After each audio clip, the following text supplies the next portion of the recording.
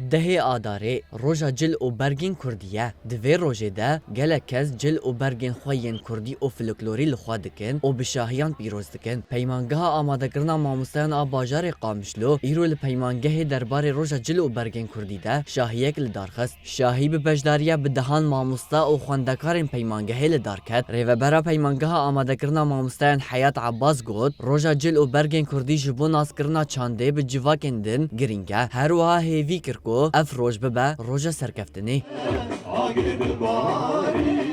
شاهيك البيمانجية دارخستن همو مامستا خندكار قادا پرورديتت حاضر بون شخوا ام بان روج پیروز روجا جلو برگ کردی لتواهی کردان پیروز کن او ام بهیویا سرکفتنین زیادتر جبو همو گلی کرد وان روج حساس ام دخوازن او ام بهیوین گو اب روج ببه روجک گو ایدی همو دنیا هر یک برنگ خوا بجلی خوا امشی وک گلی کرد امشي دوی روجه ده رنگی خوا جل فلکلور خوا ام ددن دیار کرن و ام تفاهی گلی کرچی پیروز کرد.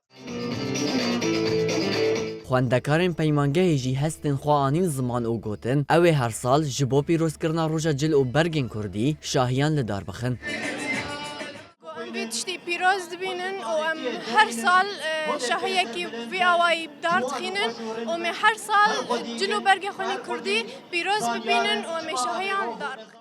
Ez vê şahiyê pîroz dikim û inşallah mêvanê me jî bi kêfxweş bin û cejna jinê hemû jinê cîhanê pîroz dikim û taybet jinên me nî gişardim.